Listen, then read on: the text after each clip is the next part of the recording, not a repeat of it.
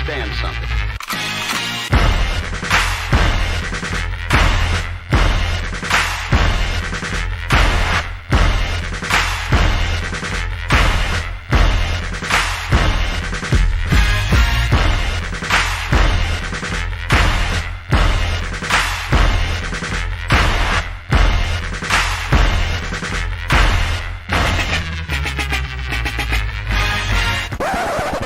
The thing that I like most about being a dad is that I see that I'm about to impact the world. Yep. Mic check 1 2 1 2. Hey, it's your boy Humble Dad back with another edition of Humble Dad Podcast. We have a great show that we're gonna have for you this Sunday afternoon. Why? How do I know? Because I said so, right? We have an all-woman cast this evening, and we're gonna be talking about how to hold women accountable from a woman's perspective. And if you had the opportunity to hear us talk as men last week, it was a good conversation. And if you haven't had a chance to, I would suggest that you highly go do that. So we're going to introduce the panel one at a time. And our question that we have for today is, what is dope about being a woman? What is one dope thing that you can say about being a woman? And we're going to start with none other than, I hope she's ready, Miss Kendra. Sure. Oh, yeah. I had to put you on first. What you mean? We doing this because of you. I wasn't ready. That's the whole point. It's okay. Hi, Humble Dad. What's up, babe? How you My doing? husband. All right. So, what's one dope thing about being a woman? One dope thing about being a woman is the opportunity to be a mother. Okay. That's what's up. You gonna keep it simple like that? I'm going to keep it simple. If you know, you know. Yeah, I guess I don't. All right. Hey, we're gonna welcome to the stage all the way from New York, Miss Taken in the building. Nobody never knows who's going next. I would say the way we love when we love hard. I don't think there's anything comparable to a woman's love. That's what's up. Appreciate you being here. Shout out to Miss Alicia in the building from the Common Sense Couple. How's it going? What you got on the question? This question is hard because I believe that women are God's most amazing creation. Like amazing creation. Women are one dope thing that I love about being a woman is the power that we hold. We're very powerful. That's what's up. So very powerful. That's what's up. Hey, and then we have none other than Miss Lady Di doing her thing as usual. Hey, these skits that you be doing, pretty funny. Thank you. Pretty funny. You and your husband doing your thing. So welcome back. What you got on the question? My answer actually was what Kendra's answer was, but I could take it a step further. Okay. Is that what's dope about being a lady is you can have kids and you can naturally feed them. The most craziest, it's so weird how it happens. The milk just comes and you can use that. I think that's like a superpower. So I want to say that part, the breastfeeding. That's what's up. Hey, thank you for being here. This is gonna be dope, man. Y'all are this is a breath of fresh air for sure. Hey, and then we got a newcomer to the building. We're gonna welcome Miss Jamie. How you doing, Miss Jamie? I'm good. How are you? I'm doing well. Thank you for having me. I'm going to say kind of what Alicia said because she says power, but I was going to say the level of influence that a woman has over a man is uncanny, obviously, because we've seen it in the Garden of Eden. It's just, let's not misuse it. Right. So. So power, but more specifically, the level of power that a woman has over a man. That's what's up. All right. So then we have backstage Miss Bethany. Welcome to the stage again. How are you? Hi, I'm doing fine. How are you? Doing well. Thanks for being here. What you got on the question? One of the dopest things about being a woman, I would have to say the aspect of being able to be a mother, but also the nurturing spirit that women bring into a space. I think naturally women are softer, and I think that just opens up doors and avenues, and I think it can create a safe space for people to feel comfortable. That's what's up. All right, I got you. And then my homie, you know what I'm saying? The first time I met her, she made fun of me, but I let her make it. Welcome to the stage, Miss Tamia. Hello, thank you for having me. I didn't make fun of you, but I'll let that be. Um, being Okay. I'm going like last, all of the ladies had wonderful responses that connected to mine. So I guess I'll just say our intuitiveness.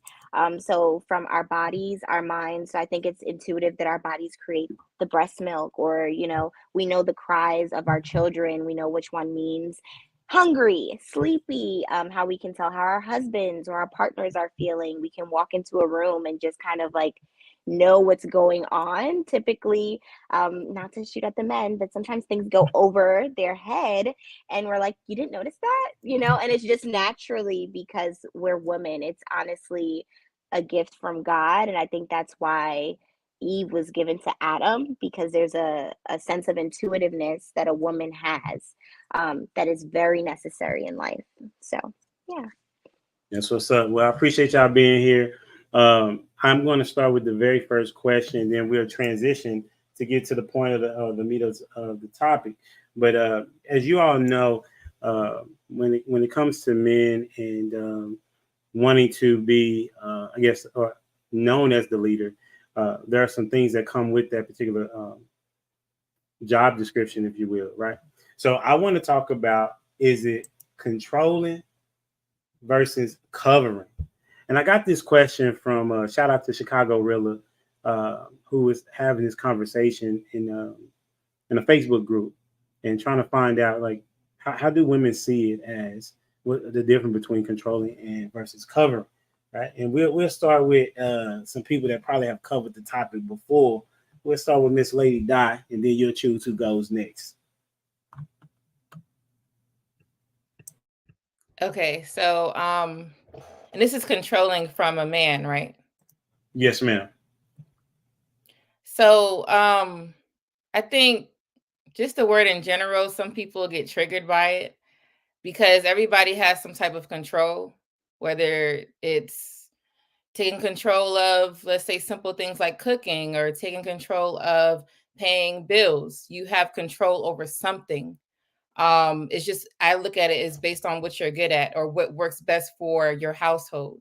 So I think that we just have to stop looking at the word as being something negative and look at it in a positive way. Figure out what you and your spouse or whoever that you're with has something to offer, and then you guys control that situation. Can somebody suggest an opinion on the situation? Sure. But if you're the best at it, then you should be the one to have the final say in that space.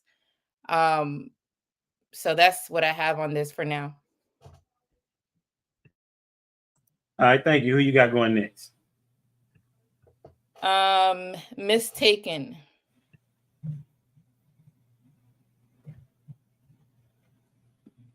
You're on mute. You're still on mute, Mistaken.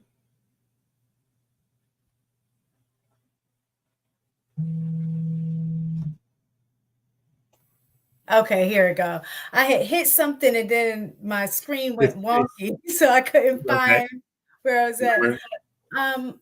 I think the difference has a lot to do with intent, because I think sometimes those things can look the same, like, or overlap in some way, but I think the intent is what makes the difference. So I think that, like, the idea behind you said the difference between controlling and covering.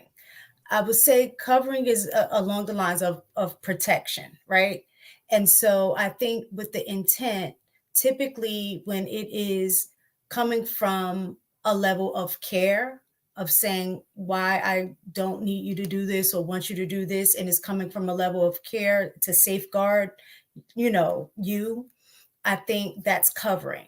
But when I think is controlling is when it really has nothing to do with the person necessarily.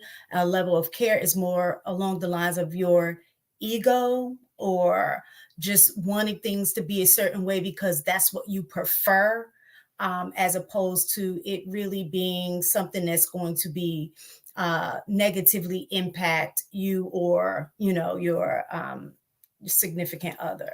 So I think it's the intent that makes the difference.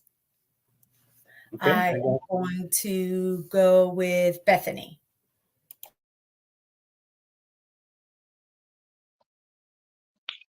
Thank you.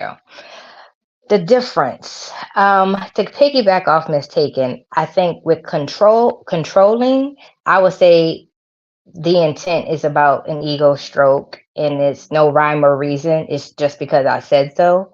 I think with covering is a sense of protection. And when my husband is trying to cover me, he gives a valid reason. That is not stroking his ego, and he can give me biblical reasoning. He can give me just logical reasoning.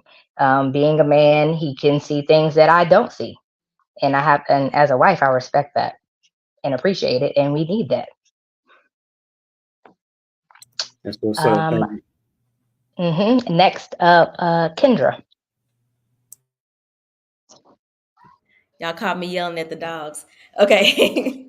I think one is respectful and the other is disrespect.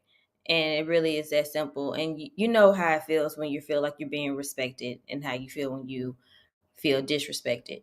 So when someone is controlling you, you lose a sense of yourself. You're shaken. You don't feel right.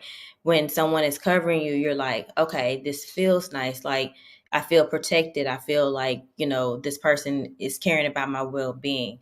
So we all know the difference. You feel it when someone's being controlling, that it hurts, and you feel pain. When someone is covering you, you feel protected. And let's go to Tamia. Thank you. I completely agree. The difference between control, I love how you said it, Kendra. It's like safety and then just straight up not feeling protected or safe at all. I feel like a sense of, just to give an example, because I agree with what the ladies have said so far, it's just to be controlled, it's as though like you have no voice. Or it's like you're not being considered, and like it's been mentioned, an ego is attached to it. So I know I can get you to do something, so I'm just going to tell you to do it, as opposed to I see this as best fit for us. So I'm covering you, and I think this is the best option. With control, I don't see inclusion. So while we are women, I mean, I'm married, so there's inclusion in that. So while my husband is leading, I still feel like he's thinking of me, as opposed to from a controlling sense, it's like this is what goes, and it doesn't matter what you think. Sometimes that's the case in marriage, but delivery is very important, and it still will give that sense of I'm covering you. I'm making a decision that's the best for us, as opposed to honestly, I don't care what you think, and I'm going with what I think is best. I'm gonna go with, let me see, I don't have my glasses on. Alicia.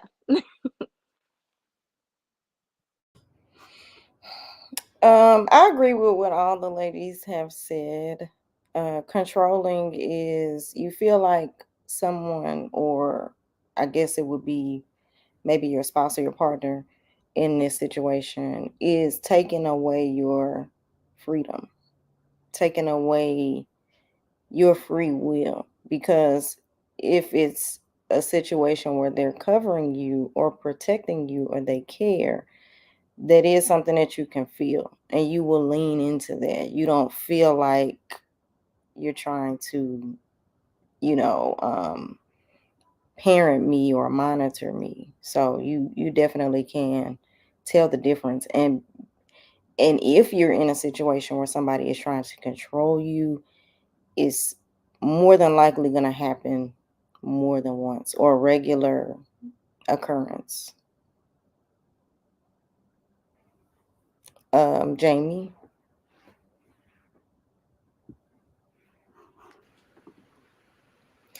Thanks. I'm sorry.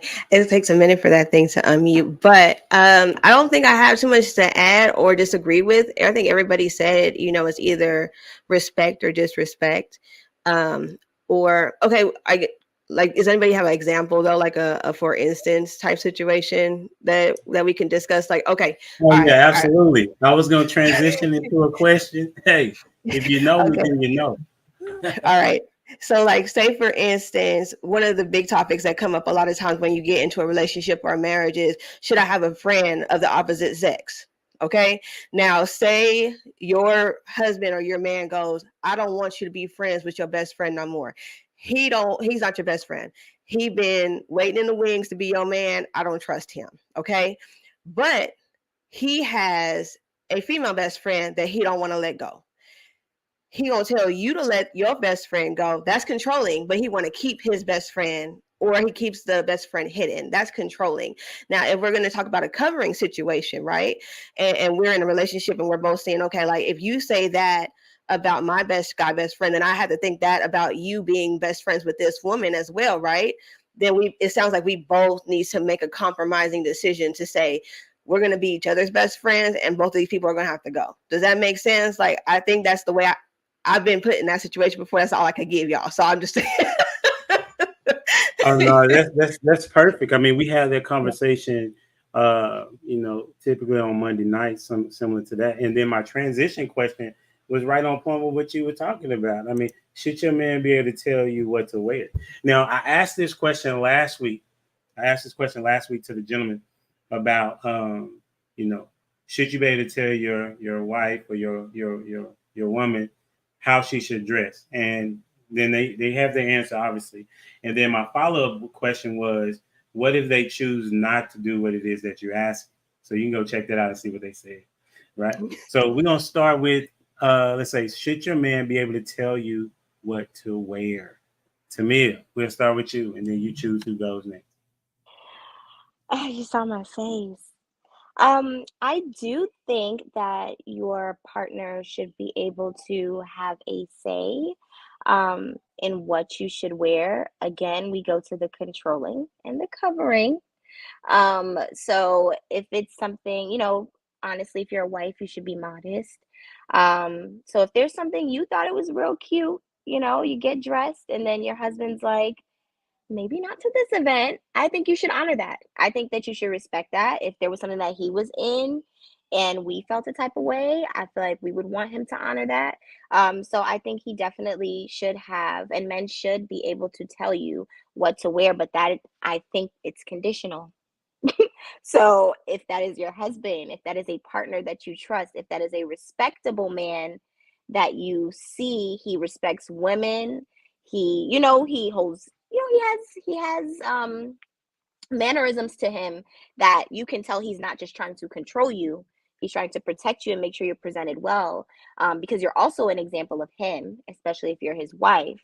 Then I don't see a problem in that. But if this is a man that's just like, oh, I don't like that. I don't like to see you in green. Like, well, I think that gets a little different. But I'm going to go with Lady. I want to hear your thoughts. Lady Di. Mm-hmm. Okay. Yes, Lady Di. Sorry. Hi, Tamia. So to the last part you said, if a man says he doesn't want you wearing green, well, if I don't like a color that my husband wear, I'm gonna tell him. I'm like, hey, that color don't fit you. So you could wear it, but I don't really like it. You know what I mean? I'm not gonna force him to take it off unless it's like really ugly. Then I'm gonna be like, yeah, you got to take that off. But see, it's all about honesty. You just sharing your opinion, you're sharing your insight, and you expect them to kind of listen to your influence and kind of make a decision. I don't think my husband will wear a color that I don't like because I'm looking at him like, yeah, no. So that part was kind of funny, but also to this question, it's kind of like, my thing is, why are women marrying men who are controlling in a bad way. You got to know when you get married to this man, no matter what he's telling you, because you already trusted him because you said yes, then everything that he says, unless he is on some drugs, everything that he says should be yes. So if he said, I don't want you to wear this, it don't even matter what his thoughts is, because you should trust that he is, I guess, covering you. If you want to know his thoughts, sure, you could ask him later, but we ain't got time for that. We got to go, take that off, put it on. So I'm looking at it in that way, like you got to respect your man. Because if you agree to be married to him, you agree to him to be the provider and that covering. So therefore, it should just be a respect across the board, because if not, it's just going to be so-called combative. Like you're just always going to want to go back and forth. And no one wants to have like that mood where I can't tell you how I feel, because that's what's going to start happening. I can't tell you how I feel. I can't tell you anything because you're going to get mad and all of this other stuff. Like we got to keep the peace with ourselves first and with him, because if we're not peaceful, then we're gonna start disrupting everything. So that's my entire take on that question. That's what's up. Who you got going next? Bethany.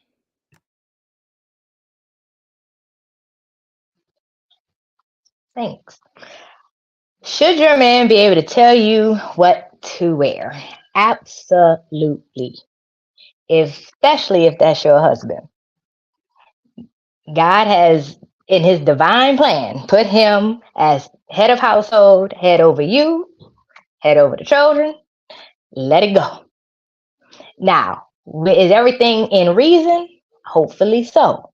For example, my husband tells me, don't go out in these streets with my workout pants on, workout leggings on, especially if I don't have a top long enough to cover up this tail. I respect it. When I'm in the house, get my workouts on, whatever, sometimes I'm like, I'm throwing this on. I'm about to go drop the kids off or pick the kids up from school. But for him, he's like, hey, anything could happen. You may have to make a stop. And we don't need you walking around our local Kroger with your leggings on. So I respect it. When we had contractors in the house, I wasn't walking around with leggings on. It's the covering aspect. We don't need no man looking at my wife like that. I don't need to go off on no man for looking at my wife like that. Let's not cause a situation to happen that's unnecessary. For me, my husband's older than me. So when we first got married, he had his friends and we would go out to dinner with his friends. Well, his friends' wives are older than me. I'm young and fabulous. I'm not going to dinner in flats. I'm wearing my 4-inch pumps after 5. He was like, you're overdressed. I'm like, well, no, babe, this is how I dress. It was still modest, but I'm like, you married a younger woman, so you married me because I look like this and I'm going to carry on as such. And he was like, I get it. It wasn't rude. It wasn't disrespectful, but he had to realize I'm not your 50-year-old friend's wives. There's a 21-year-old age difference between us. So it was a big deal. And I'm just like, I'm not so-and-so. So, I'm going to dress according to my age, but still be respectful because I do hold you in, you're a standard. You're still, a respectable man. So that's just a conversation that needs to be had respectfully and, just see where the chips fall. But, do our husband still want us to look sexy when we go out? Sure. But I think there's a very fine line with a little sex appeal, a little class, give a little leg here and there. But, don't make a scene, turn heads, but you want your husband head to turn, not everybody else's technically. I wanted to say something to that, if you don't mind. Oh, absolutely. Sure. Like when I look at what you said, sound good, but it's like you look good. Them heads gonna turn anyway, don't you think? Yeah, that's true. Well, it's funny because my husband, we work, he's in video production and I work with him sometimes. Well, he still has a male dominant crew. And some people know I'm his wife, some people don't. By now, everybody knows that's his wife, whatever. But one guy did it and he was looking at my husband like, hey, who's that? He was like, dude, that's my wife. And it kind of the dude was young. That was his first time working with us. He didn't know. And I don't wear like I'm the wife. I don't do that because I want people to be honest and real around us, but still, have respect. And my husband laughed it off. It wasn't a big deal, but it's just one of those things like, I'm the boss's wife. So I, make sure I'm up to par with things. It's just what it is. It comes with the territory. Next up, who picked me? Alicia.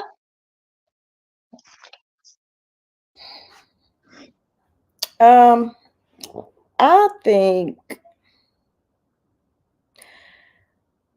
your husband should definitely have a say in what you wear, but I think there should be some kind of understanding, So if I know that I'm married to a man that is not controlling and he loves to see me dressed sexy, it's kind of rare that we're going to have an issue with something that, I put on, just me personally. So if he were to say something about, hey, you know what, I like what you're wearing, but maybe not to this, particular event, or maybe not while you're going to this place, 100% I'm going to respect that, and I'm going to find something else to wear.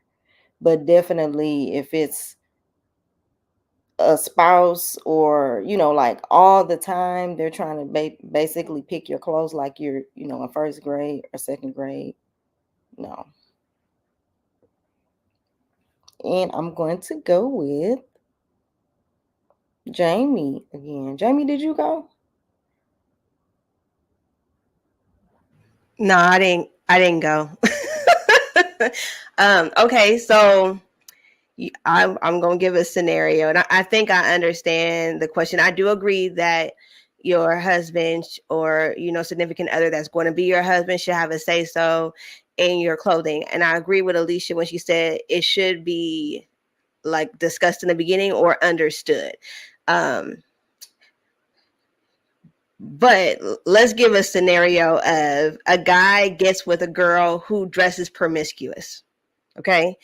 And he likes her, he gets with her, and then he wants to change her. Now, he had met her in them clothes. Now, this is what she has. And now you want to tell her to stop being the very person that you said you liked, because now you don't want your homeboys looking at her, or now you don't want, her to do the Instagram pics with her booty out, or now you don't want to do that. Now, to me, that's being controlling, because if she wanted to dress modest or be considered to be a modest wife, she would have done that from the get-go. You get what I'm saying? So now you're controlling this person, and then you're going to give them an ultimatum. You're going to be like, either you change that or we're not going nowhere, or you doing this or we're not doing that. So I don't know if you wanted to cover her, then that should be like, you should have did that in the dating scene and said like, hey, babe, you know what I'm saying? I think I was attracted to you because you was dressed like a hoe, but I want to take you out. I want to save you. Do you want to be saved? You feel me? Well, the phone says she don't want to be Took you out saved. the hood, put some clothes on. Can I comment? Can I comment on that? Okay. So I'm glad you said that at the end, because there could be a circumstance that he saw her, she's attractive, because if you're beautiful, you're beautiful, like regardless, your husband is going to be sexually attracted to you. Now, whether you showed that, in the bedroom, or you were outside and you loved your body and you, girl, do you. But I was going to say, what if that man then finds her more worthy of how she is presenting herself, and then says, hey, like, I did find you this, because that's honestly the goal with your spouse. Find somebody who makes you better. So what if he did find her, and yes, she was out there, she was hoeing a little bit, but he wants to, in a covering way, of course not, it shouldn't, because you said that, like, black and white, like, it shouldn't just be okay, now we're married, like, it's done. Everybody needs to understand that people do things in a process. So hopefully the scenario you mentioned at the end, hopefully it would have been a matter of, yes, I did meet you this way. Yes, I truly do think that you are beautiful. We have been dating. I do want to pursue something further with you, would you consider changing the way that you present yourself in reference to becoming exclusively mine? Because if you're out this way, I would want a woman that represents, like, I don't want it to look like you're out in the open. I think that she would be much more accepting of that. But if it is somebody who's like, enables it, and then gets married and is like, oh, cut this off. Like, you can't do that. I'm done with you. That's Delulu. That's crazy. But I would hope that it's a circumstance of, because that could happen. Like, that really could happen. And that's a blessing for her as well. Because sometimes we don't really see how because it doesn't even have to do with her mindset. She could honestly know her worth. And that's probably why she's so confident to do that, in her sense, in her view. But we have to transition. We go through phases of our lives. So hopefully when she meets somebody that can be her husband, maybe she'll even not want to do that, or she'll understand that this new area of my life requires this level of modesty. But if he's like egging it on and, oh, that girl, that looks good, and now you're around his friends and he's moving funny and he's mad at you because of the outfit you wore, that's that controlling outside of the covering. So I love that. I love that scenario that you gave. I have a story. There is someone I know that actually happened to, Jamie. Actually happened to, she would wear like really tight clothes, and she had like a really big butt. Like, it was crazy. But when they were getting more serious, like, he's like, I want to marry you, then he started to say, hey, I don't want you wearing that. But what caused it was his parents. His parents was like, this is not appropriate. You shouldn't marry her, dressed like that. You need to, try to see if she can change. This is not, appropriate for the family. Like, if I was to take her to a family event, he has a large family. You already know what your grandma's going to say, your grandfather. So, you never know what these men, what type of conversations they're having. Like, I wasn't expecting to hear that, but that was actually the situation. And then his mother didn't dress like that either. So, what men are attracted to is what they attracted to, but some stuff does change. Controlling will be if he kept telling her what to wear and he didn't want to marry her, then it's kind of like, well, what are you doing? But if he wants to marry her, that's how you know the man is serious. So that's why I would say I don't want to say it's control. Or he tells her what to wear and then still likes pics of women that wear exactly what he tells her not to. I think that as a form of controlling too, is like, you don't want me to do this, but now you're liking every pic of women that wear this. What is it? What are we doing? You get what I'm saying? Like, we got to be consistent in the way we approach situations if we're going to be accountable all the way around. But I agree with you. Who did you have going next, Miss Jamie? Did Kendra go? No, she hasn't went yet. Okay. So I'm gonna keep it all real. I am the woman who used to wear things that I always felt like I dressed pretty classy. I was like, okay, I have a nice little cute shape, but I don't want to do too much. I'm sitting there like, Sierra on the red carpet with a whole see-through dress on. I would never do that. But I'll wear something low cut or my back out or, something like that. And I thought it was fine. And then I met Humble Dad, who was like, absolutely not. So I was like, what do you mean? Like, I'm sitting there thinking, I'm not like them, but I have style. Like, I told him today, like literally like right before we got on here, he was like, pull your shirt up. And I was like, I can't help it. I can't help it.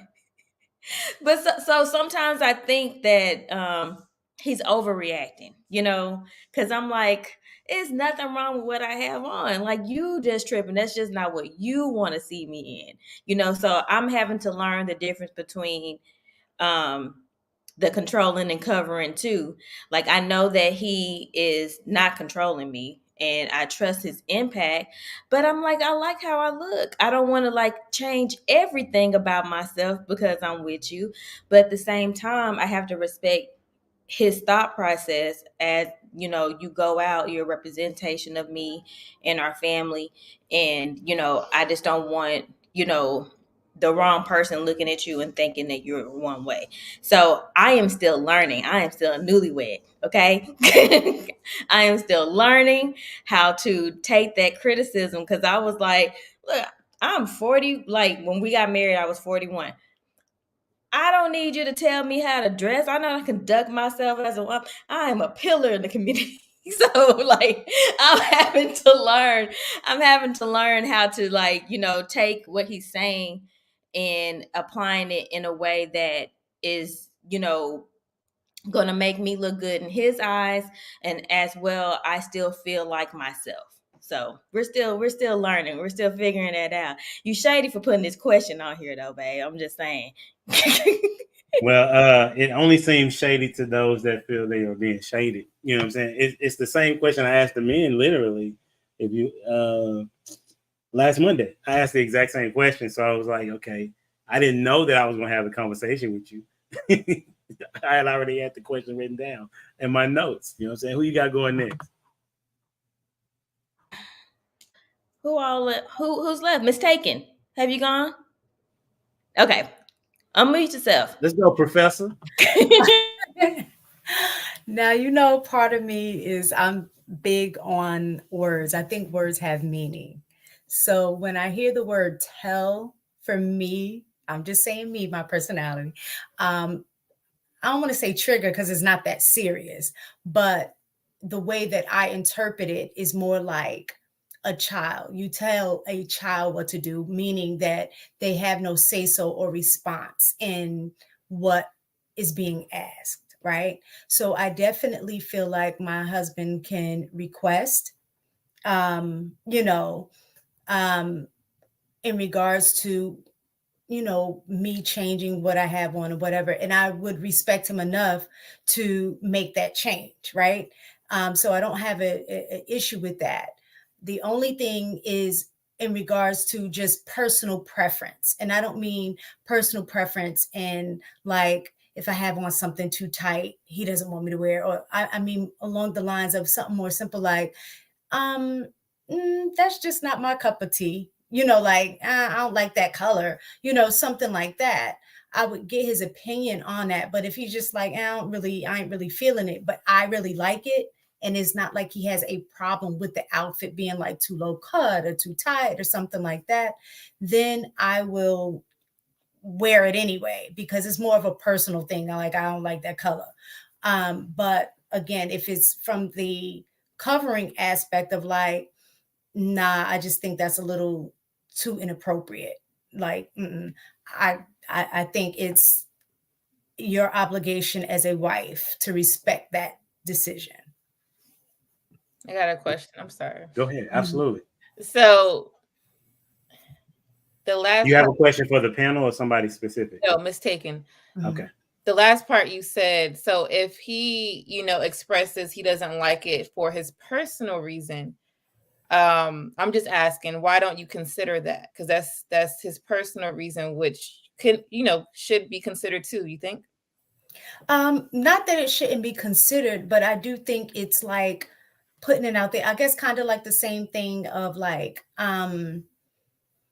if you want brown rice or black rice or something like that, like, is it going to be something that would hinder us in any way? So because he doesn't like green, but I really like the way the outfit looks, that's not going to be an impact on our marriage. You know what I'm saying? So it's like, I'll say, okay, well, yeah, I like the way that, you know, this color green look on me or whatever.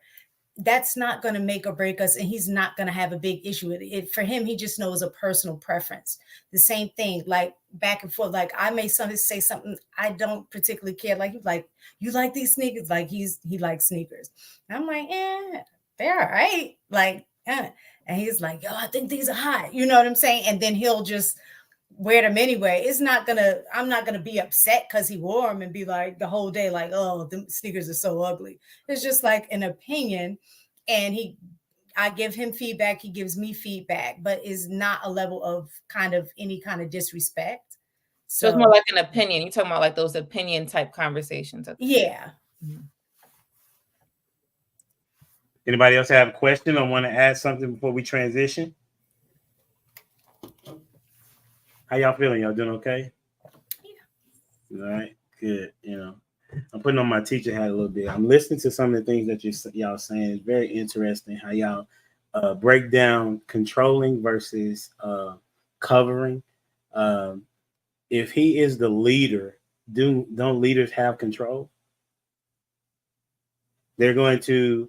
There is a has been a leader before being in a marriage and being like, if I like your boss don't necessarily say, could you go collect those papers for me? No, your boss says, I need you to go do this. Okay? Your boss literally tells you what to do, but some of y'all are saying, well, I wouldn't want my husband to tell me. I would want him to kind of consider my feelings, so to speak. Go ahead. You came off mute. Go ahead. Yeah. Well, I mean, as far as leadership goes, in every situation that I've been in where there was a leader, there was a respect. It wasn't a you do what I say type thing. It was a ask a question, and they also led by example and, being very considerate of the people that they were leading. So it was, I haven't experienced the, do as I say, type of atmosphere other than when I was growing up with my parents. So since I've been an adult, I kind of expect people to a leader to be respectful in request, and you respect your leadership and you understand their role as a leader, so you tend to do that. But if your leader is requesting you to do something that is unfitting or incorrect or not up to policy, I do feel like even as a subordinate, you still have the right to question that or say, well, that's not what we discussed, or that's not the way that is supposed to go. And this is a discussion. It's not a you do what I say and I just run and do it. I don't feel like that's the role of a good leader, in my opinion. Go ahead, Tamia. I was gonna say the same exact thing. I've been in manager positions, and I believe in being a servant leader, and I know that the most efficient environment is the one where everyone can feel safe to feel heard or express themselves, or just safe, period. All of the environments, I thankfully have not been in an environment where, like Miss Kendra, where it's been like, go do this, do that. I've thankfully not been in one like that. If I was, the manager probably, it has a lack of awareness. And it's probably not that much of an efficient work environment in terms of the authenticity of how comfortable everybody feels. So that is the same thing, I believe, for a marriage. If you are that way in your marriage, where it's just like, go do this, do that, do it now, I'm pretty sure that unless that wife just like, that's how she functions, there may be a lack of comfort to verbalize how you feel or have a question or discuss anything. There, even if you're a leader, yes, there is a sense of control. Your husband has a sense of control. But again, like Miss Kendra was saying, it's like there's a respect. So it's like when you bring forth a sense of direction, I'm not looking at you like you can't tell me what to do. There's a sense of respect where I'm hearing what you're saying and that I'll more than likely do it. If there's a question, I know I can ask it. So I believe that yes, leaders do have control, but then they're also servant leaders. So they don't abuse their control or you know what I'm saying. But even humble dad, like you've been my manager, I've never had you tell me like, we need this done, get this done. No, it's simply been like, hey, these are our goals. Does everybody understand that? Is there anything in the way of us getting that done? What do you think? You look confused. Do you have anything to, you have anything to say? So even for yourself, if there's somebody, I don't know, yeah. I was just asking. You know what I'm saying? Go ahead, Miss Hagan. You had something you wanted to even add? with the boss example too. I know I just like sort of commented that you put up about somebody can't tell a Black woman nothing. I think in a work environment too, there is also a certain level of respect and decorum that occurs in the workplace, even from boss to the their staff. If you have a boss that is I guess I'll use the word tell, but don't speak to you in a respectful manner. Now, I don't know how everybody's personality is, but for me personally, there would be a conversation. I don't have an issue. Now, I would be respectful. Don't get me wrong. I'm not going to be like, you ain't going to tell me, of course not. But there would be a conversation in regards to the approach in which you requested me to do something, especially if it's not in my job description, right? So that's the other difference, is that when I take on this job, there's a job description. So I know exactly what your expectations are to begin with.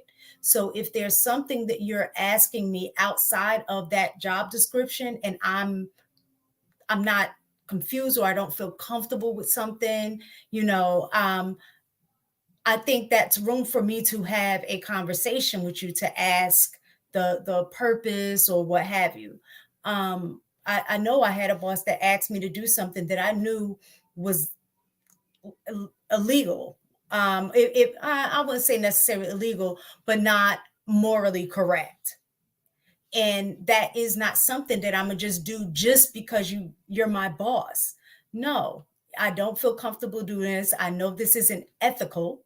And that was the conversation that I had. Now, if you want this done, I just will not put my name on it, and I will not be the one to actually do the process. That's it. So that's not being disrespectful in any way. My boss asked me to do something and I declined. And I do think that sometimes you are respectful, you can be considerate of what the other person's saying, but it doesn't mean that you just have to go ahead and do it because they said do it, especially when you know it's not the right thing to do. You have to exercise a level of discernment. Yeah, I agree. I'm not referring to those particular moments of where somebody's your husband or your manager is telling you to do something unethically. It's interesting that we go there. I mean, I think that's an obvious statement. Like, don't do something that's unethical. I'm referring to, because you all talked about respect, disrespect, caring, and ego. And so I was just simply saying that if the man is the leader, he does have he has control. And whether he tells you or asks you, if you're saying that and respect his authority, then it should sound like he's coming from a respectful place, is what I'm saying, right? So whether you like it or not, like, for example, if since I'm a person that is following Christ asked me to do a lot of things I don't want to do, okay? Do I then say, well, you know what, I don't like that you told me to do it, so I'm not going to do it? No, I'm out of pocket. So I'm saying the same thing as with what I think I'm hearing is that no matter what he's asking, as long as you see that he's an authority, or if he tells you, you should do it because you said that he's your leader. Are y'all saying that that's not the case? It has to be determined by if you see him as being respectful or disrespectful is what's going to determine if you do it or not? Or am I missing that? I wanted to respond and maybe we'll answer a little bit because everyone said a lot to your question. Right. And it's interesting. I've never ever in my life heard of a servant leader, because servant and leader are two different things. You serve somebody, which means you're doing what someone told you to do. A leader is just you're leading and you're telling people to do stuff that you want them to do. So I don't know how both of those go together. Now, being nice. Okay, I think to me it says something about humble dad. Maybe he's just being nice. He understands that, especially for ladies, we're more emotional. He don't know you like that, so he's just not gonna be like, yeah, go do that, and then walk away. I think it's more of like he just respecting your emotions. And then I think of like chain restaurants. Like if you think about McDonald's versus Chick-fil-A, you think that the people at Chick-fil-A where just say, can you do this? Like if the boss talking to the employees, can you do this? Or they're saying, no, you need to do this because, and they give them these guidelines. Every time you go to Chick-fil-A, every person I ever heard says, my pleasure. I've never, ever went to a Chick-fil-A and they don't say that. That sounds like a direct demand that they must do these things. I don't think those are questions. I think that's just like, you need to go do that or else, right? And I think as a leader, that's kind of what's going on. You respect the organization, you respect the person, and then you will just do it because you know that the person or the organization is leading you into the right direction. If we're talking about people who are negative and you think you're about to follow their leadership, then you shouldn't be following them. Then that's different. That's a whole nother segment of the conversation, but we should only be talking about people who have great morals and stuff. And then also I wanted to say, like, for me, I've never had a boss ask me anything. They just told me to do it.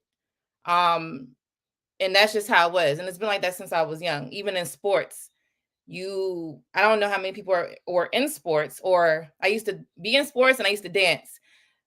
It was go do this, go run up, 10 flights of steps. It ain't no question. It's like, go and do this. You already know the purpose of it because you need to go and hit that dance move, or you need to go ahead and make that shot, or whatever the case is. So because you know the end goal, you do it. So like I said, these are all emotions. Now, I've learned this as I got older. It wasn't like I just came to this conclusion. But when I think of it in a collective, that's kind of what it is. It's like we're basing off what someone says off of our emotions. And now we're going to act on emotions versus you doing the action based off someone helping you or helping something. You're helping somebody. Is more of a demand. How they say it is how they say it. I've had all type of bosses, crazy as hell or nice, but hey, the job got to get done, right? So as far as your man though, you got to it's different. So your boss and then your man, you're with your man, you sleep at night with him. And then you got a boss that you ain't going to see that person outside of work, maybe not. So I would say you should have more respect for your husband. So that's all I have to say. That's what's up, Alicia. I want to get Bethany, then Alicia, and then Jamie, and then we're going to transition into the next question. What you got, Bethany? So I agree with Lady Di, but also when I think about my husband and I's relationship, he never had to demand or give me instruction because we sat down together and we had a plan. Like, he physically had a plan, but he was able to communicate that with me. So the day-to-day operations of our house is never him telling me what to do because I already know what needs to be done. Does that make sense? So when you said the example about sports, I ran track. And so our coach, this is what we're doing today. Y'all have 12 400s.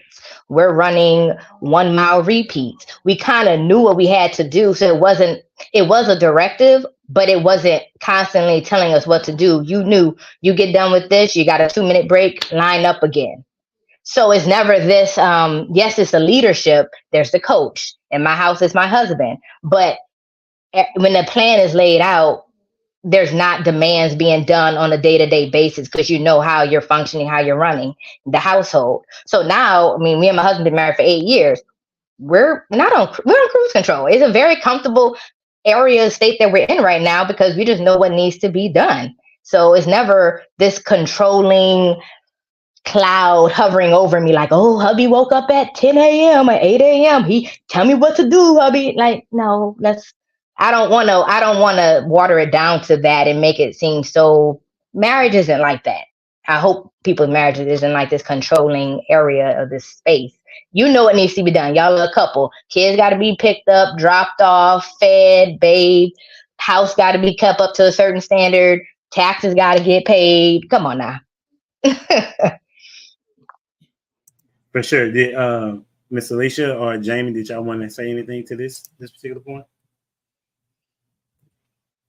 Either one. I got something.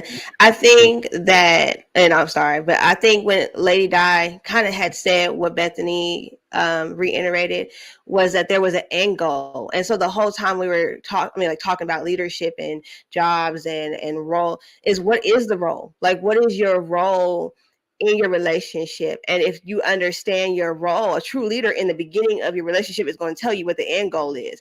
So now we know we're working towards that, but we have to be honest. A lot of these relationships don't ever talk about a goal.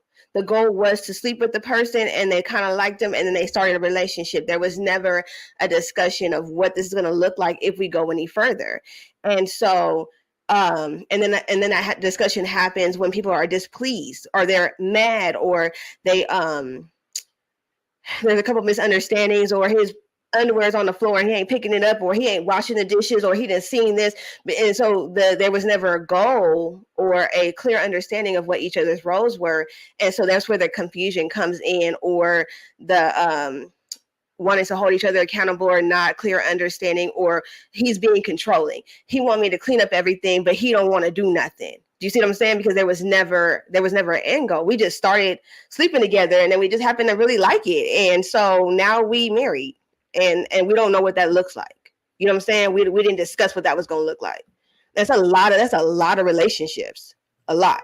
We're just going to emulate what mom and dad showed us in our own households. And we don't even know if our partner knows what that looked like. That's a solid point. Alicia, did you want to add to this at all? I think it was a lot said. So. It was a lot said. Original question. I mean, I do agree that there has to be some level of control in your household. But I think that's different than being controlling. A level of control, my husband is definitely he's the head of our household. He is. But that does not mean that he tells me what to do or he tells me what to do all the time. There's consideration and there's respect on both ends. Like, we respect each other highly. So sometimes I might have to tell him what to do, or I might have to advise him on something, and vice versa. It's more of a teamwork. But when it comes to, hey, a decision needs to be made, what's the final decision? It's gonna be my husband's every time. So that's what's up. So I wanted to transition to, because I respect everybody's time. This is a similar question that I asked the guys last week. And we don't have to, pick on anybody to say you can go next. This is just a point of where we're having a dialogue. And you're definitely welcome to ask a question or follow up and things of that nature, similar to what you've already done. And the question that I asked last week was, what percentage of women do you believe accept accountability? What percentage of women do you believe accept accountability? So before you begin to say what it is, right, I just want everybody to give a number, right? And then we'll come back and then you can explain why you say that is your number. Okay, so we'll start with, I'll give you some think time. Okay, like they do in the classroom, give you some think time. All right, then we're going to start with you, Miss Kendra. What percentage do you say? Y'all ain't gonna like my answer. I would say less than 10%. I bet. Miss Alicia, what you got? What's your percentage? I was going to at least give 50. Okay, Lady Di. 0. Dang. Jamie. Mine's is the same as Kendra. It's 10%. Like I say, less than 10%. Okay. All right, cool. You get to explain in a moment. Tamia. Ask it one more time. I will. Tamia, what you got? I believe less than 10% of women take accountability. The question is, what percentage of women do you believe accept accountability? And just give a number, and then we'll go back, and person can explain the number. 20. Okay. Last week, the number that Ricky gave worldwide was 4%. Right? If you know Ricky, you know Ricky, right? He gave 4%. And I'll tell you what Prototype said here later. All right. So who would like to? Please don't. We don't need to repeat that.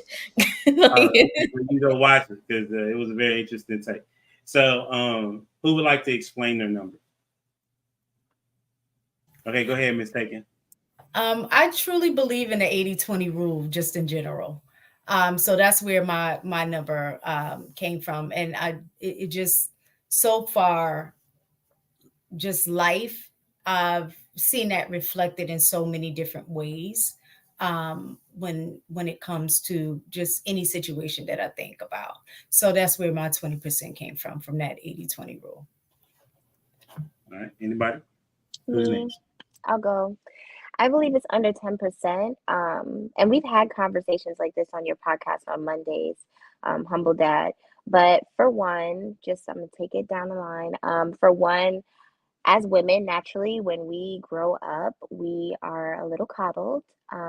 Everybody's upbringing is different, but more than likely, when you get in trouble, it may have been delivered to you a bit differently, or in a softer sense, whether it was outside of your household or inside of your household. So automatically, there is kind of like this princess complex, or this like, I can get in trouble, but I'm a girl kind of situation. So you're taking accountability, but also not to the extent of maybe when your brother or your cousin or a male counterpart has gotten in trouble. It's much more straightforward and harsh. Now, granted, my upbringing, I was told when I was wrong, so I'm not saying that's me. But on a grand scheme, if we're talking in general, we have a softer approach as we grow older. Um, then particularly, I mean, predominantly we're Black here. Black women have very strong exteriors where we personally, not that we are unaware of ourselves, but it takes a lot for us to sit down and be like, I'm entirely wrong.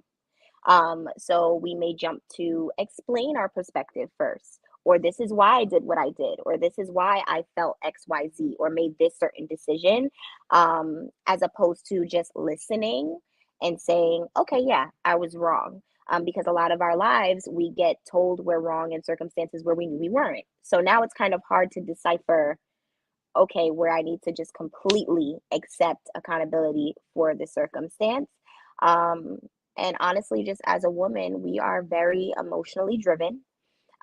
So a lot of the times when we make decisions or we act on certain things, not all, there is logic, but more than likely our feelings lead things. And it's hard to take accountability. While accountability is a great thing to do, it is difficult and sometimes it can feel very uncomfortable. So, with emotions involved, you don't want to let that ego down, and you're kind of like, again, explaining the reasons to why you did what you did or why you stand where you stand, instead of just saying, I'm wrong. So that's why I feel like it's less than 10% because it takes a high level of maturity and awareness. Usually, women can take accountability after they've experienced something really big or they have this big shift in their mindset. Before that, you're gonna hear about it. It's gonna be a little difficult. So I believe it takes a high level of maturity. And these days, honestly, it's a big lack of it. And there's not much guidance on, especially in my age group. I'm in my 20s, my mid 20s. There's not many examples of women taking accountability, um, or representing themselves well. So yeah. I got you. Who else wants to? I would like to hear Miss Alicia because she said 50%, and then Lady Di, you hit him with the zero. So, I mean, y'all can go in whatever order y'all want to, but that was interesting. Which mean, one y'all? Okay, go ahead. I said 50% just because I feel it's a toss up. I think that once women reach a certain age, you know, if they're growing and maturing, or like Tamia said, you have certain experiences that, okay, you reach a point in your life that it's like, I did this. Yeah, I did it. I'm surprised by the 10% and the 4%, but maybe it's because I've kind of paid attention to my own journey. I just turned 40 a few months ago. So I feel like as far as like taking accountability has been something that I just had to learn. Yeah, you go through a period where you're going to explain it or you have an explanation for something, but then it's just like, you know what? Yeah, I did it, or I didn't do this. So I think at a certain age and maturity level, I think women I think women do. I would give women a little more credit than 10 to 10% or under 10%. Okay, that's what's up, Lady Di. You went with 0. Talk to us. So, I mean, I'm a lady too. So I'm answering for myself and people that I've seen. I say 0 because what Tamia said, she hit it on the nail. Before you even accept anything somebody said, you got to explain. You got to defend yourself. Like, it's kind of like, I don't know if it's a natural thing that happens in our brain, but it's like, wait, I ain't do nothing. Hold on. So that's why I say 0. Now, after they've heard the critique or whatever it is, then I would say 20% of women accept the accountability after they've heard what has been said. And those 20% that I'm talking about are the ones who are married. So that's it. Dang. Okay. Miss Jamie, did you give a number? You said 10%. Did you want to explain your 10%? I mean, no, because I haven't had a friend. If you want me to be honest, I haven't had a female friend that I always know want you to be honest.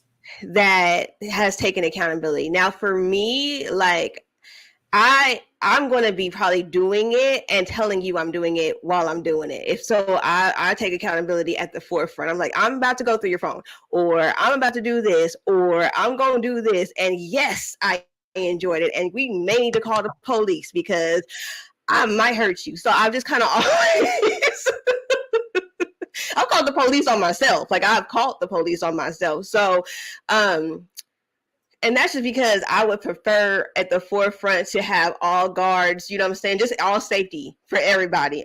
Just because we do have emotional moments as women. And, I've been in some weird situations, but that's just me. And so, like, if I've had pointed out or had a conversation with a female friend and said, hey, you did me wrong here.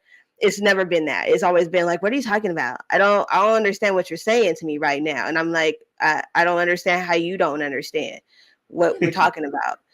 I mean, and then you show them. So I do understand how men get frustrated because I've had to do the same thing. Like I've been like, okay, so we just not friends. But I also have to say that probably the reason why I am the way this is, like I am, is I grew up in a house with boys. And so they didn't leave any room for me to do the girl. Does that make sense? It was like, You're going to own it. Own how you feel. Or like, we're going to point it out. So I just did. I just kind of grew up a little bit more reality, I guess I would say. We didn't get to play reality though. Reality. Because based on what Tamia said, reality is that women are not oftentimes having to be held accountable. So based on that means that it was almost an anomaly type of situation. Okay, well, I lived in a house where they made a real reality. They made me own up to who I was or what I was doing at the time. I mean, I appreciate it now. I did not appreciate it then because, like I look at other women and I'm like, dang, she could cry on the drop of a dime and manipulate this whole situation. And I can't even do that. Like I have to like really take responsibility for this, even if I don't want to. Like I want to play victim today. Can I play victim today? You're not disappointed in that, are you? You're not disappointed. Don't be disappointed in that you can't play the victim. I mean, but it looks like it works for everybody else, and I'm just being honest. Like it looks like it works. I want to try it, not to be, But I'm just telling my truth is the way I'm looking at it. Is absolutely, yeah, absolutely, no doubt. Miss Bacon, go ahead. So with the explanation part, like I agree with Lady Di on the listening first and then explaining, because I was going to say something like, for me, on either end, when there is a point in which there needs to be accountability, either on my husband's side or my side, I want to hear the why behind it, only because sometimes it's about understanding your partner's thinking. Because if you just have me take accountability and just listen and be like, okay, I won't do it, is a little more difficult to generalize certain things, because you'll just look for that same situation and then okay, when this happened, I respond this way, as opposed to hearing the why behind why did you make this decision, or why did you do what you do. So for me, the understanding of why you did what you did is just as important as the accountability, because now I'm beginning to understand your thinking. So now the conversation can shift from whatever it is to the making sure you understand why the thinking process may have been a little, off. So now you can generalize it to other like novel situations. So I think the understanding of why is just as important. Yeah, I definitely agree with concur. that. Yeah. I want to give my little 2 cents on the 10% that I gave. I gave it a 10% because in general, it is hard to self-reflect. It's even harder when you are known as being the weaker vessel. And so people are going to continue to cater to you, even when you know you're wrong. I've heard countless of women, even friends, know they're wrong and be like, I'm not going to apologize. I don't know where everyone is from, but we just had a situation here in Dallas where Keith Lee came to Dallas. And I don't know if y'all know who Keith Lee is, but he's a food critic. He came to Dallas and he went to a food truck. He tipped the lady $4,000 and said, hey, give this person $1,000, give this person $1,000. She took it upon herself to keep all the money. So people started blasting her. Well, the girl who she was supposed to be giving $1,000 to got online and blasted her about not giving them the money. And because she didn't feel like they deserved the money because they don't really actually work with her, she was like, I'm not going to give you the money. Keith Lee's going to have to tell me to give y'all the money. But he already told her. So then Keith Lee has to come back and tell her, I told you to give them the money, So then she offered the money up. But she had to get blasted for 2 to 3 days before she offered the money to the people that he originally said to give it to. And what I saw in the comments was, she's not taking accountability. She's not taking accountability. She's not taking accountability. And she wasn't. And I see that regularly with my mom, with different women in my family, friends, just women I don't even know, co-workers, or, people that I work with, my clients. I listen to people talk, I'm a hairstylist. I listen to people talk all day long, and they tell me stuff that they're going through or whatever. And rarely do I see them actually own their part. No one should have to explain to you why they think that you're wrong about something. Someone should be able to point out something that they saw that you did, or you should know. Like I say it all the time. I'm not going to keep on explaining to grown people what they did because they know what they did. If I know what I've done, you know what you did. You know when you shading somebody. You know when you didn't do what you said you was going to do. Nobody's memory is that bad where you forgot like that.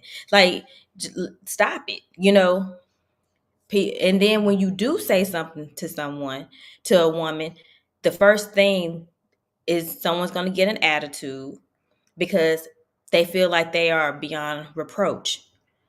So when someone tells you, you hurt my feelings, if your first inkling is to get an attitude, that's why a lot of friendships don't work out when someone tells you that you're wrong, or they tell you that they didn't like something that you did, because the first thing is to get an attitude. Whereas with me, if I hurt somebody that I care about, or even if I hurt a stranger on the street and they were like I used to do customer service back in the day. And one day I wasn't feeling it. And a lady says to me, are you okay? You being real cold towards me, on the phone. She can feel like that I didn't want to be there, pretty much. And it made me feel really, really bad because this woman didn't do nothing to me. And she's telling me that how my attitude was affecting her and affecting her transaction. And it made me think about like how I, operate. I've had many things that's happened to me over in life that has made me really humble myself and made me look at my behavior. It makes me self-reflect. It's been times that I've told humble dad I was wrong, and he don't even have to tell me. He hadn't even told me. I'm like, I was wrong for that. I shouldn't have said that to you. And he's like, shocked, that I'm the one that's bringing it to his attention. Because, like I said, people know when they're wrong. People know when they're wrong. They just don't want you to say nothing about it. They want to operate in their wrongness. They wanted to give it some space and time. They busy. And then they want to come around you again and act like nothing happened.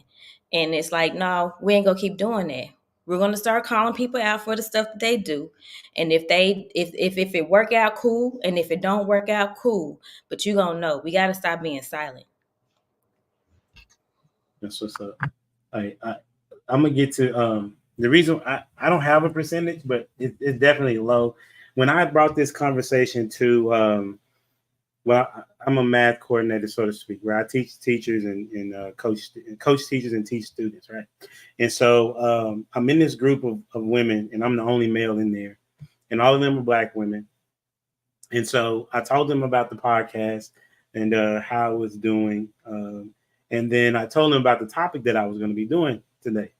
I said, we're going to be talking about how to hold women accountable. The first thing they said, what do you think it was, Miss Tate? When y'all going to talk about the men? I said, I'm telling you the topic that I'm having on Sunday, and you can't even say if that's a good topic or not, or it's a bad topic. That's interesting. The first response from 3 or 4 women were like, why y'all not talking about the men? I was like, okay.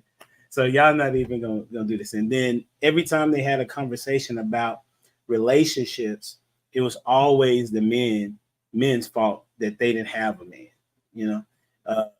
When we know, we always have to self-reflect, whether you're a man or a woman. But that, I'm just telling you, I've worked with so many women as a teacher and an educator. It's rare that I see, like I said, I told Kendra, I was like, this is rare. I mean, you holding yourself accountable. You know what I'm saying? So that's why I gave you that face, right? So this is the next question. We as far as time is concerned, I have 2 more questions, but depending on how Pentecostal y'all get, determines if we're gonna ask the next question. Okay, all right. So where was it? What is the value in women being held accountable? What is the value in women being held accountable? It helps you heal. It helps you heal when you can own your part. In every relationship, it takes 2. The dissolution of any relationship involves 2. It's not just one person. If you can own your stuff, if you can admit what you did to add to the conflict, that helps you move on. It helps you get to a different place in life where you're not holding on to, well, this person did me like this. Well, what did you do? You can't control what the other person did. What did you do? How did you handle it? How did you react? What did you do? And so once you can own what you did, your part, it allows you to move on, and it allows you to heal from that situation. I was gonna say, there's, like Kendra's saying, there's so much growth and accountability. I feel like if you're not accountable, you're not even present with self. Like you don't even know who you are all the way if you are not accountable with yourself, because accountability, like Kendra was saying, it will expose how you're showing up in other relationships. So you may be walking around feeling like, I'm the greatest friend, I'm the greatest mom, I'm the greatest sibling, I'm the greatest like sister. But because you lack accountability, it's almost like a slight sense of narcissism, because you think that you're being this great person, but because you lack accountability, you are not you're in another dimension, and you're not even fully aware of how you're viewed from someone else's lenses. So it's like, if you cannot be accountable and you cannot receive, then you are stagnant. Honestly, you're the same person that you were last year or a month ago or when that situation happened. So I believe that there's so much growth and accountability, because there's discomfort. If you're comfortable, you gotta shake something up. So because discomfort brings a lot of growth. And just for myself, so much was revealed to me. I've said that in one of Humble Dad's podcasts where we were discussing just like understanding where my marriage took a shift, because I got married very, very young. Both of us did not come from households with a husband and a wife. And for a very long time, my husband was the bad guy because everything that was happening on his end was more blatant to the eye, right? But then there was this one day where I was on the phone with a friend and I had this aha moment once all the emotions settled and once I got my head out the clouds and looking at him and what he was doing wrong, where I noticed everything that I was doing to trigger him. Like, I literally was like, wait, okay, I could see where he told me to leave him alone. And I kept talking. So then he got upset, and then he said the things that hurt me, So with that accountability, I then now know how to handle a circumstance with my husband, hear him better, understand his mannerisms, because I'm not so focused on what's happening to me. If I would have not taken accountability and apologized to him, he probably our relationship wouldn't get where it is now, or I wouldn't be where I am now as a spouse. I would still be sitting there playing the victim, or, just like feeling however I was feeling because I didn't take accountability. So there's so much value in that. Anyone else? So I think that accountability should be in everybody's state of mind, even kids. Like I have kids and I'm, raising them and I'm like, why did you do that? You got to be able to explain yourself, because if you don't know why you did it, then you're not going to be able to change. I'm already talking like that to my kids. And I'm like, with adults, I told my son the other day, I said, you know what? You act like one of my coworkers right now. And that person is an adult, and it's the saddest thing, it don't have an age. It's like they come out this way and they stay like that. So I think accountability just needs to be just like you brush your teeth. Like you're not going to be right all the time, just learn and then you mature. I think it's more of maturity. You just have to be mature with things and, take things with, okay, is this going to make me better or is it going to hurt me? You got to like think of those type of things instead of saying, oh, this person is bad. Why did they say that? Well, maybe because you did something that wasn't that great. And just look at it that way. It's not always someone trying to attack you every single moment. And if they are, don't be around them. You got to learn how to eliminate those type of people. So I think the power is just being more mature, but in a good way, not mature because of your age, but mature because of your wisdom. To kind of build off of what everyone was saying, I do think it helps with growth. But another thing is that I also think that it helps build trust and transparency. So those are other areas that I think accountability helps. And I can also say, too, that sometimes I think people have grown up in situations where they have not seen that. And so sometimes it does take the person who I would say is more mature in that area to teach the other person how that looks as well. In understanding, me and AP had a conversation a while ago about accountability, and him and I was thinking of it differently. He was saying along the lines of accountability being more like taking ownership for what you did. And so that could mean, okay, I did that, I apologize. Whereas I was saying, I don't think accountability is just admitting what you did. I think is an actionable step that's supposed to come after it. And so I was like, so a lot of times we're in these spaces, and because we were talking about how men and women don't take accountability and men do. And I was saying what I've seen just being in this space is that when men say they take accountability, what they're saying is they're admitting that they're doing something. But it stops there. And for me, I think that's not the full essence of what accountability is admitting that you did or pointed out whatever it was that you did, but then trying to rectify the situation. You're going to make the change, take steps to fix it. And so I think it's that nuance part where when we're really looking at that aspect of accountability, how often do not just women, but people in general do that? Because you do have people that could say, I'm sorry easily, but what are the actionable steps do they take that follows the apology? And so that was just something that I wanted to say, because there's, some people look at accountability differently, but on my end, I think there's a level of action that's supposed to follow the accountability. That's good. Is everybody going that wanted to go? Okay. Last question. This is good. Have y'all learned anything about yourselves? Because y'all already knew this because y'all women of particular ages. Is that how they go? Okay, cool. All right. So the last question is,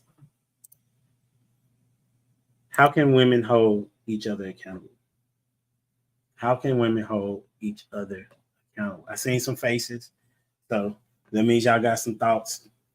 This is gonna be our last question, So but while y'all think, those that are out there, make sure you like, share, comment, subscribe to the channel. We almost at a G on YouTube, so that's pretty dope. I've been pushing for a minute, and I mean we're trying to get more than that, but that's the goal, right? That's the start of a goal. So with that being said, I think we're at 950 right now. So the question is, how can women hold each other accountable? And whoever wants to go can go. That's a hard one. That's a hard one. I'm trying to figure out, that's the whole point of the show. That's the conversation. You know why it's hard is because even though, let's say you have great answers, you're living through, the good things that you've been doing, and then you see somebody that's not in that space, but they can be. If you ever thought, when you start to tell someone or a lady something, it's very defensive. You can't tell me nothing. So just me personally, I don't have that much patience. If I come out of my space to come and tell you something, you need to respect what I'm saying, because I got kids. I got other stuff to do. Yeah. So it's kind of do I want to deal with it right now? Or you run the risk of losing the relationship you have with that person. I don't care about that. I don't care about that. I was going to say, but yeah. As far as let her finish it. Go ahead. I'm like this because of things that has happened for me, but I don't care about that, honestly, because I know that I was good, and it's just showing me their true colors. If they lose their friendship or whatever from something I said, then that means we shouldn't even be friends anyway. But as far as me wanting to give the energy for someone to come back and be super negative, that part sometimes I have a trouble with now. I'm gonna be honest. I don't always like to say stuff because I know it's gonna take a while. And yeah, sometimes I have time to take time, but then sometimes I'm I already know what you about to do or say. I don't feel like it right now. It's I just let you sit in there, and maybe, one day when I feel you ready to listen and learn. So it's hard to hold women accountable. I'm just gonna be real. It's just hard to do. I was going to say it's not definitely women, but I would just say people in general when you don't have relationship with them. So I think I think a lot of times the accountability piece with women, it happens behind closed doors. I think a lot of we're very private about presentation, right? So I think a lot of times when you have relationship with women, you are able to kind of I would say hold them accountable. And what I mean by that is I don't think you can make anybody be accountable, because you can only control yourself. But I do think women, if they have relationship, that they will, I mean, I know I do. I know I've had it done to me, that when something ain't right, if I've done something or they done something, they be like, now, girl, it starts off with that. Now, girl, and the conversation is had. But I think what happens is, I think I'm gonna just say men, just because that's typically when we're in these spaces, is usually men and women. Men don't see these conversations. And so what they naturally think is, because they don't see it, that it doesn't happen. But again, we are not going to go up to a stranger and try to hold a stranger accountable. That's not going to happen. But if we're in relationship with one another, then that's where the accountability happens, but it typically happens behind closed doors. I've seen in some situations where you hold your friend accountable and then they go with their men and continue the same behavior. So a lot of times men don't feel like accountability is being had because they don't see a change in behavior. So it's an My point ongoing thing. earlier, Yeah. that the behavior and some It has to action change, has to yeah. follow. Mhm. Exactly. Yeah. That's true, Kendra, what you just said. Like, you'll help someone and then you're like, oh, okay. And they'll go back to, their relationship doing the same damn thing or didn't even try. Or then you'll hear men say, well, I don't even think it's genuine because you told her to do it. So I'm like, if someone's trying, they're trying, Yeah. So this is the biggest thing for me. And I don't know if it's just me being a life coach, so my head and like therapy, my head just functions in this. My mom likes to call it the flower unicorn phase. But no, she really thinks I live on another planet. But I don't. Realistically, how I view things and how I go about things with my friends, or even if it's a stranger, because I'm compassionate like that, I will meet you and I'm very empathetic. When you are going to help someone, or you feel the urge to hold someone accountable, whether it be somebody close to you, friend for 10 years, or a new friend or stranger, the goal, or even with your spouse, when you are going to have a conversation and address something, you have to remember, like Mistaken said, all you can control is what you are doing, meaning that it should not be done based on what the outcome might be. So if you're holding a friend accountable, maybe this friend has a boyfriend, she keeps going back to the boyfriend, she's doing this, whatever, blah, blah, blah. Now, granted, there's a point where you notice, like, okay, you're not listening, I'm going to let that be. But initially, if it takes a couple conversations, it shouldn't be based on how the turnout of what that friend is going to do with your information. It shouldn't be based on that, why you're holding her accountable. It should be based on, I want to help you, I'm providing this information. Now, if they're disrespectful and they're rude and they don't receive well, now for you, you can take your next steps. But initially, everything should just be done with, I'm doing this because I care about you and because I don't feel like watching it, and I know better, and I feel like you can do better, and I see your potential. Now, what you do with that is your business, and that is that 10%. That's why we have a 10%, because the other 90%, 9 times out of 10, will not just go with what her loving friend, or what her friend who she sees in is an example of what she wants to be is telling her. She'll go and repeat the same actions and fall into the same hole, and she'll have to learn for herself. But if you are giving someone advice, or you are holding someone accountable, you have to understand you cannot control that person's response. So don't even go in thinking about, she doesn't listen or whatever, because it might be that one conversation where she does, like it just might be. So just do it out of your heart. That's what's up. Hey, Bethany, did you want to? Bethany said she had lost traction. We can come to you, Jamie, and then we can go to Bethany. Okay, that's fine. Okay. All right. So for me, this is how I do it. It's probably why I don't have a lot of friends. And so like I have a standard of living that I uphold myself to, right? And if we're friends and you are not kind of with living that type of same standard, the Bible tells me that, you know, evil communications corrupt good morals. I will have a conversation with you and say, hey, you know, I don't think what you're doing is appropriate, right? Like, let's talk about this. You know, why are you doing it? Like, do you think it's okay? Are you doing it because you're mad at him? Like, what are we doing? And depending on the answers, if I foresee that you're going to keep doing this and think it's okay, and then it's going to affect the way I look too, because to me, like, if we're friends, and your husband, you're doing something to your husband, he gonna think I might be encouraging that behavior, and I'm not encouraging that behavior. So it's a reflection of like, why would you be friends with somebody that thinks that that's okay? And so, like, I've had to cut off people because they do behaviors consistently that, you know, are single, and you're not single. You get what I'm saying? So like, we've got to put out what we're wanting to get. And I don't want to be, if you think it's okay to cheat on your husband, if you can't be loyal to the man that's loyal to you, you can't be loyal to me, period.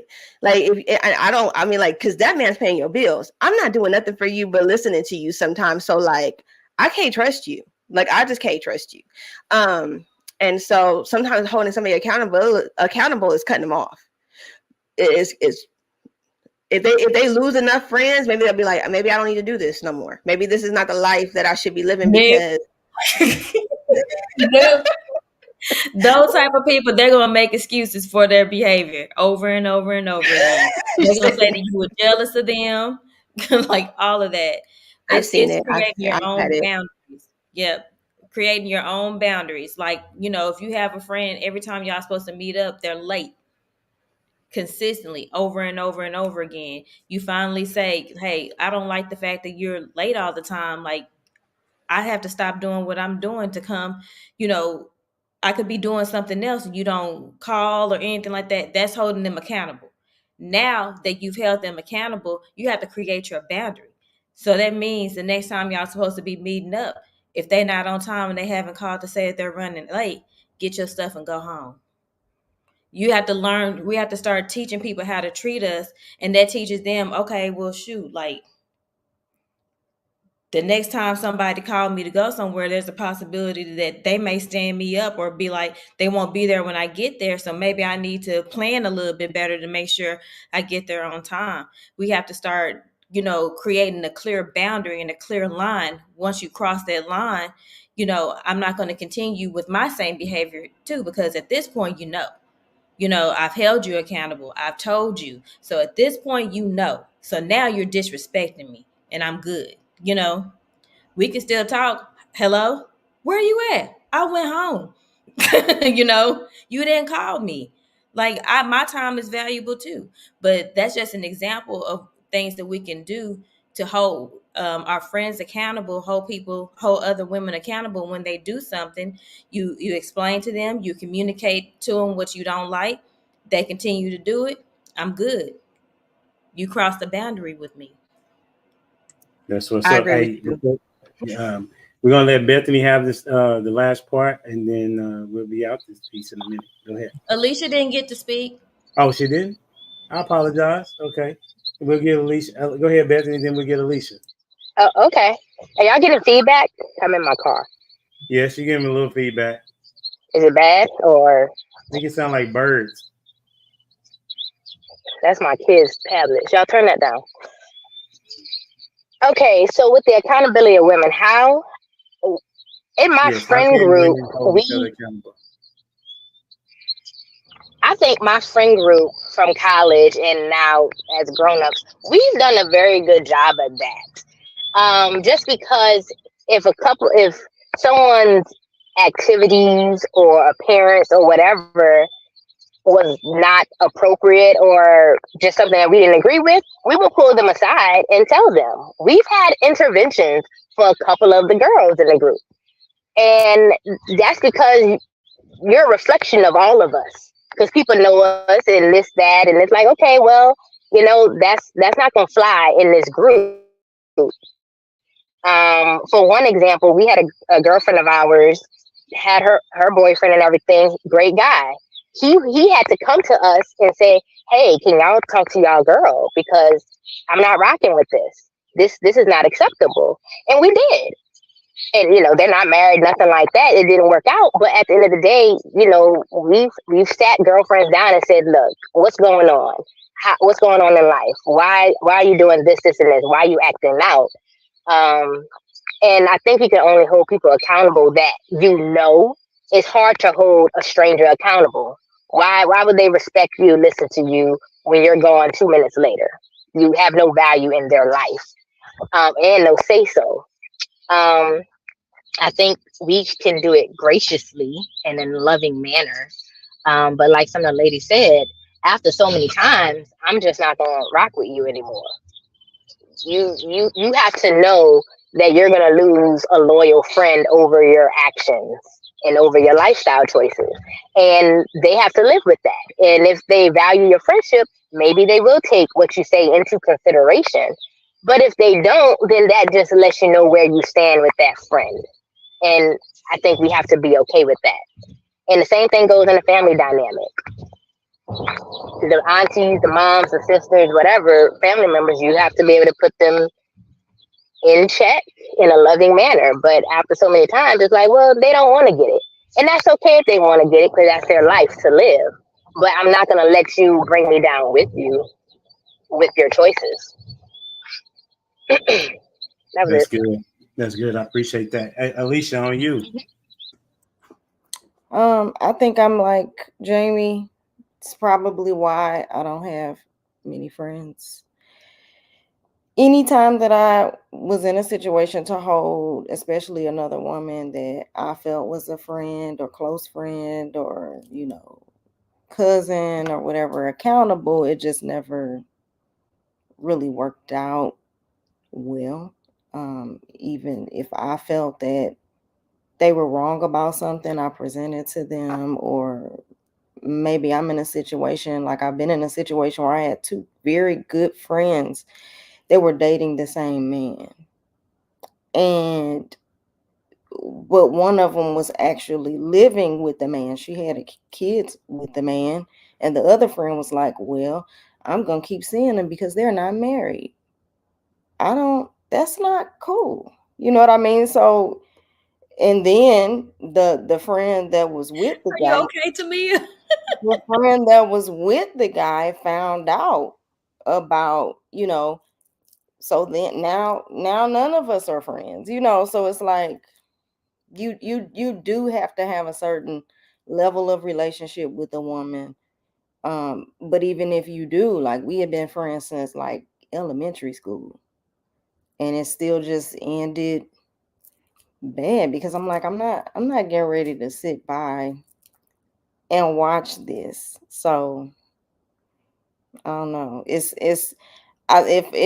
I'm ever in a position like that to, hold somebody accountable for something, or where I feel, pressed or obligated to do so, then I will, regardless of if the friendship ends or not. But that's something that I think has just been a challenge for me personally. Wow. And it's okay to pick a side. That's where loyalty kick in. Like it's okay to pick a side. If I've already come to you and told you I see you doing wrong to another one of my friends, like I'm gonna pick a side, and the side's not gonna be you. But in that situation, I didn't even get to pick the side because once the friend found out that I knew, even though I had been saying, you need to leave her alone, this is not cool, they live together, she was mad at me. It was like, oh, you knew. So I'm like, well, I can't win here because I wasn't going to go tell her. How did you take accountability for when your friend was hurt by your lack of action? What do you mean my lack of action? You didn't tell her. You didn't tell her, sis. You knew, but you didn't tell her. Are y'all trying to hold her accountable? Yes. Tell her. I don't think I want us to have a relationship still. I don't know. I'm to be honest. I think she did the right thing. Really? I think elementary school friend. This is actually me. My thing is, I don't think it's her place to be in other people's relationship. Mm. I think she brought it to the person who needed the correction. So the girl that was aware that brought it to her, she's, listen, you were not right. You should not be doing this. I'm not effing with you. Whatever she said, to hold that person accountable. At that point, she did her due diligence. It wasn't her There's more. responsibility to get in the other There's girl's. more. Wait, There's quick question though. You Quick tell her, question. I'ma tell her. Quick question. Like, I ain't is gonna there have my that friend out point- here looking dumb with this man and you. You tell her, I'ma tell her. Because you Is put it- me in this, I know about it. I'm not gonna act like I don't know. I'm getting involved, and that's what it is. I'm not gonna sit here and have you sleeping with my other friend's man. I know about it, and I ain't gonna say nothing. I'm But gonna this is a tell. point. I'm gonna Who's the tell. I'm gonna accountable tell. partner? Everybody gonna have to be mad. But listen, this is the thing. Who's the accountable partner? He's accountable to her because he's the one with the baby living with her. So even if she says something to that friend, is that friend gonna leave him? No, but And that's my not the point. It wasn't, That's it not wasn't the her goal to point. do that. No. That- One okay. at a time. Listen, y'all giving One me. time. Listen, I didn't do this, so One this is moment. on One y'all. moment. Okay, so granted. Like, I get it. I get why you didn't, like, I get the principle, right? The principle is, it's not my relationship. She's not gonna leave him. It's not my household. It's not my bed. But I feel like, yes, say something to the other friend because she's stepping in. Okay, great. I know this already happened, but just like example, this is a good scenario. I'm saying, like, there's a point where, okay, I told that other friend, like, I agree with Kendra. Like, I told that other friend, that other friend's not doing nothing, and there are children, there's a home, there's a household, there's an image, and my heart, I can't sit there and look at you and know that this would shatter your heart. So my next step would have even been like, I think you need to have a conversation with. So not tell your business, right? Which is still maybe for some overstepping or not my dandelions to happen. But I would literally be like, I think you should have a conversation with girl A about something that you don't know. I'm not going to tell you what the conversation withholds. I'm going to give girl A her opportunity to talk to you. But there is something that I am uncomfortable with because I love you. And you and her need to talk about that because I can't. But I get why, that's a hard situation. So it's easier said than done. It's easier said than done. So I'm not coming for you, sis. But that's also really hard to hold. So I can get why your friend was like, this is big. Like, this is huge. Well, yeah. Y'all already said that women can't really be held accountable. So Humble Dad, let me ask you, as a man. You always want to ask me a question. Because we need to know. Because I noticed that men move differently. And I think I know the answer, but I just want to see if I'm right. If this was a situation between you and like two of your homeboys, and you were Alicia in a situation, you knew one of your homeboys was messing with your other homeboy girl or baby mama. Yeah. How would men typically handle that situation? Well, every man ain't like me, first and foremost. But the people that run with me, I would say that I'm checking the person that's doing it, and I'm letting the other person know if he don't let him know. You know what I'm saying? It's because there's an integrity factor there. Like if the dude that's doing it, I guess the person that's in violation, so to speak, if he's in violation, he comes and tells me, it's over with. Like it's very hard for you to be my friend, and you lack integrity in that direction. I would cut ties. Yeah, but I'm gonna check him first. Absolutely, I'm gonna check him first, and then check just means we're gonna have this conversation. You know what I mean? It ain't gonna come to no fisticuffs and everything like that. It's just a matter of that we're gonna talk man to man, and then the guy that doesn't know, if the conversation is not had by the violator, then I'm gonna have the conversation with him, right? Because I feel obligated to both friendships. That's just how I roll. I'm a loyal dude, and I've lost friends from being loyal too. You know what I'm saying? So it is what it is. So that's a really dope question. You know what I'm saying? And that scenario was not a scenario. That scenario that actually happened. You know what I'm saying? What you talk about, Miss Alicia. But this has been dope. What y'all think? Was y'all okay with this? Okay, Yeah. cool. All right. So we're gonna get out of here, but before we get out, I always want to let people rep where they coming from. So if you could, in like 30 seconds or less, tell us one thing that you got from the conversation, and where can people find you? And we're gonna go clockwise. We're gonna go with you, Ms. Kendra. Right? Where can people find you, and what's one takeaway you got from the conversation? Okay, so I want to get my TikTok because I'm trying to build the number. So my TikTok is Kendra Siobhan, the same way that it's spelled there. It pretty much has everything that I'm doing in my life, my business, my family, all of that in one place. And the takeaways that I got from this is that we all are seeing the same things. You know, women don't hold each other accountable and have a hard time holding ourselves accountable. And I say ourselves because I've had a hard time with it too, so I understand. But I think that we're all on the same page, and it's like once you know better, you do better. So we're gonna go out into our cities and friendships and relationships and start holding people accountable and losing friends one at a time. Oh, you mistaken. I guess our overall theme is that we're all work in progress, and that the focus needs to be on the progress part. And with that progress is going to come acknowledgement and accountability of knowing self, things that are preventing you from growing. So that was one of the things that I got from that. Where can they find you? I'm on a Chic Critique on Fridays around, and that's why I'm saying around, because they never start on time. So, like No accountability. 10:30. Now I can't be accountable for that because I don't control. I know.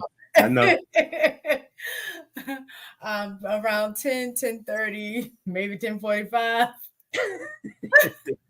What? And that's Eastern time. Yes, Eastern Standard Time. Yes, for sure. On you, Miss Alicia. I got from today or I'm not gonna say I got from today, but it's just super, super, super important to be self-aware, because in order to take accountability, you have to be aware of what you need to be accountable for. And if it's pointed out, especially in relationship with your spouse, it's like you might have to do some self-reflection. If you go to making excuses first, no, I need to listen to what they're saying. And then, like Miss Taken said, make some changes, like some action should follow that. And with that comes growth. So those are key things. And you can find me and my husband. We have an unofficial podcast, The Common Sense Couple, but we put out a lot of content on Instagram, The Common Sense Couple, YouTube, TikTok, and we're on Facebook. So that's a bit. Thank you for being here, Miss Lady Di. It's always fun coming to Humble Dad Show. I like the questions and everything, the organization. Thank you. So you can find me at Lady Di DTM. DTM stands for Dating to Marriage. Me and my husband, we have live shows where we hold people accountable, couples or people looking to get married. But you can follow me there on all platforms. And what I got from this show is that I need to make sure that I am always holding women accountable, not just on social media, but in person. And we see how that goes. That's a bit. Appreciate you. Miss Jamie, on you.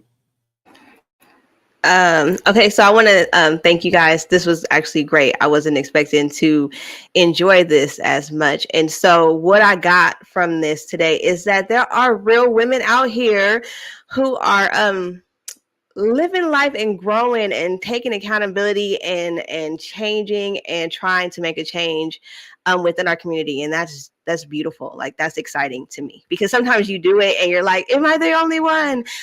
Because you talk to so many people that aren't doing it. It's kind of discouraging, right? So I wanted to say that. And I am on Instagram, TikTok, Facebook, and YouTube, all at Jamie Radiance Moorhead 7. And I am a Christian life coach. So I take care of the restoring the mind, body, and spirit. So that is my core business. So that's it. Thank you. Thank you for having me.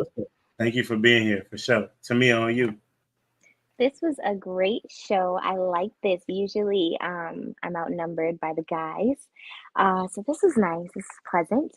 I took from this conversation today that we need more environments like this, ladies, where even women who aren't seeing it this way have somewhere to come to, like Jamie was saying, like, just see, like, I'm not by myself, or this is real. Like, this isn't some perfect kind of mindset that I'm supposed to have, or I'm not overthinking it. Like, it's a real thing. You can find me on TikTok and on Instagram at the Coach Mia. And on YouTube at Tamia Luster. And I am also a certified coach. I coach women in transitional coaching. So that could be anything from any change happening in your life. I will support you through that. Thank you for having me, Humble Dad. Absolutely. Bethany, that's on you. Thank you for having me, Humble Dad. I really appreciate the invite.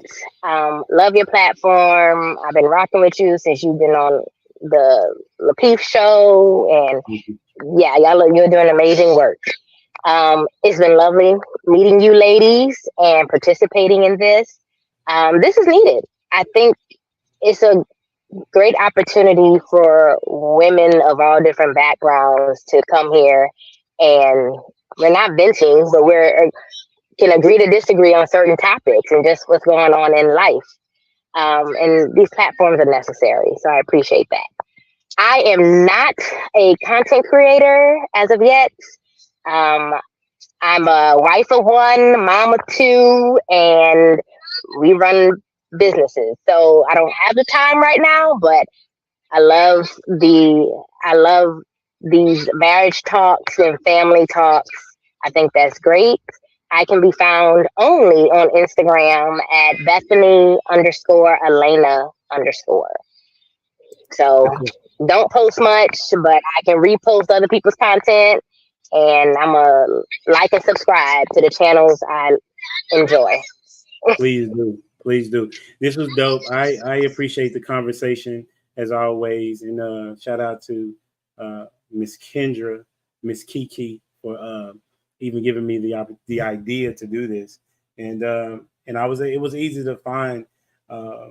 Once you look and you know what you're looking for, you can find it. So what I mean by that is that when she told me that to get women, like, I knew I already had the women in mind to ask. And I thank you all for being available. And I appreciate that. And don't forget to like, share, subscribe to the channel. Until next time, we out here. Deuces.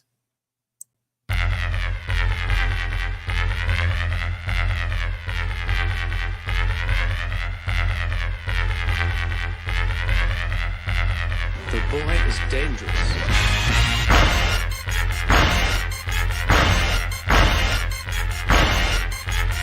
Bad feeling about this. You don't seem to understand something.